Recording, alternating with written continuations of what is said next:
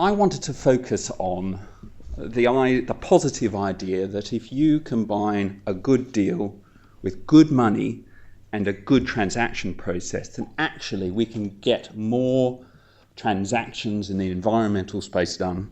And I'm going to focus on from a particular perspective, which is energy management. I have one reference to solar, so picking up on Hamish's point that solar is dominating. And look, we can't ignore it. But the examples that I'm going to give are all in spaces that have emerged over the last 5 years. Some are still emerging. Regulation, yep, I'm going to touch on that. Does it help? Does it hinder? It could, it may not. I think the important thing is all the examples I've given are going to give are based on the fact that, yes, we take into account regulation, but that hasn't stopped the deal from getting done. So, what does a good deal look like? And here I'm not going to kind of look at all the usual bankable kind of issues. I'm just going to focus on a couple of things which have a theme, and that is most of us are in the industry of selling something.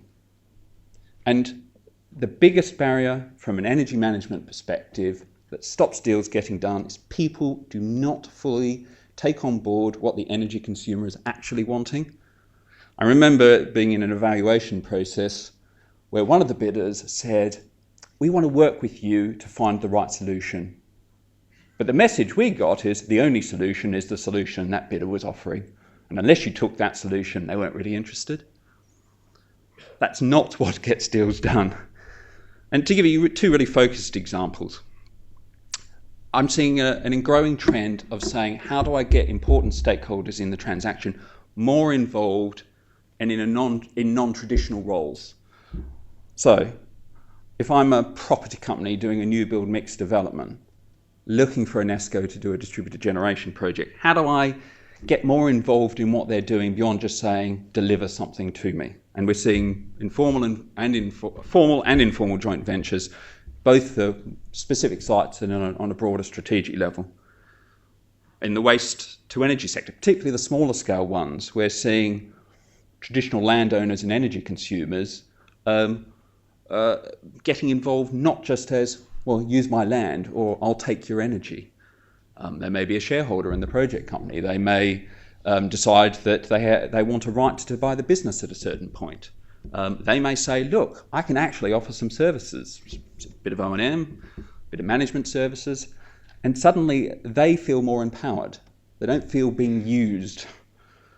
I think the final example of getting a stakeholder more involved is understanding why they may not want to do a deal. And one of the main reasons is, oh crap, I've got to go speak to my funders, I've got to go engage 50 different departments in my multinational corporation just to do a deal of a certain size. And you have to recognise that. And look, one really small example of that, but an important one, was a year or so ago, a funder provided a financing solution to an energy efficiency distributed generation project where they had to seek a variation to the PFI arrangements, but because they got comfortable with it being a non-securitized financing structure, it meant the PFI stakeholders didn't have to go to senior lenders. That was really important to the energy consumer and the PFI company. I think the other thing about good deals is recognising that you might have to tailor your solution to the end consumer.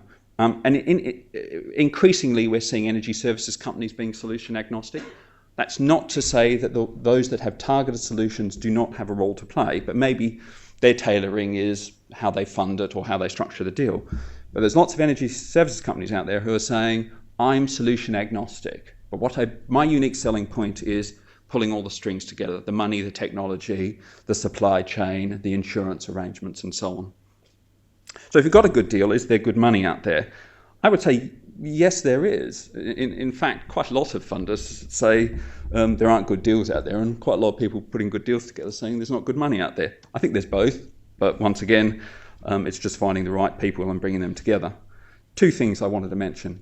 Energy Efficiency Financial Institutions Group produced a report earlier this year. They identified 7 establishing financing techniques for energy efficiency and 9 emerging ones. And what was really interesting is that quite a lot of the emerging ones are already in the UK.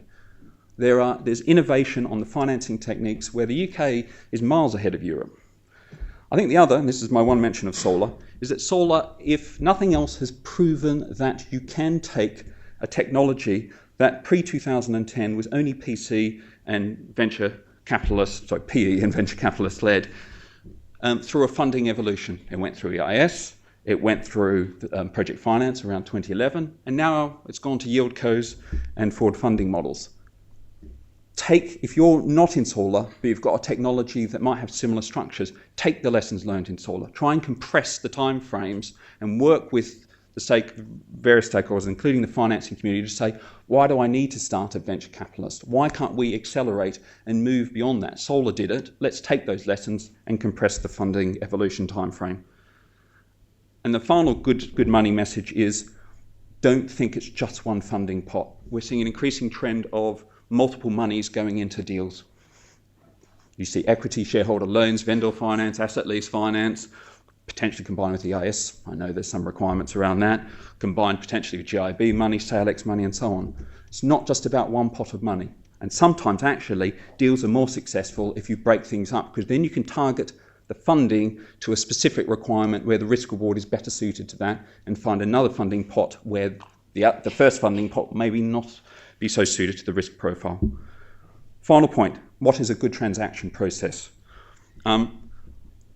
What I'm going to emphasise here is not about running a good deal, but predicting what running a good deal will need to be as your solution emerges and before it becomes a mainstream product. So think about things like, where is the money going to come from? Are there some innovations in the project income stream, and how can I balance making it bankable against the energy consumer? Can the insurance market help me? So in the energy efficiency world, there is now insurance products that will provide you with insurance for energy savings, even if there's not material damage to your energy saving measures. And also recognise that some things can't be commoditised across more generally in a sector. So who owns the assets on a third party site? What's the balance sheet treatment? We've pretty much come to the conclusion there's no one standard answer fits all. So therefore you say, what is the checklist that I need to create to say, if I apply the factual matrix of my deal to that checklist, I can get a quick answer. So I would say there's some fantastic lessons learned. There are some good deals, good processes, and good money out there. There is some fantastic new technologies that are coming out that I think will benefit from that. Waste heat distribution networks not tied to a generation system in terms of ownership and operation, energy storage, demand response. And also, when you travel around the world and you talk about the deals that we're all involved in, the common response that I get, and I'm sure you get, is, we're not doing that here yet. Brilliant. Let's export that IP in how you do deals to the rest of the world. Thank you.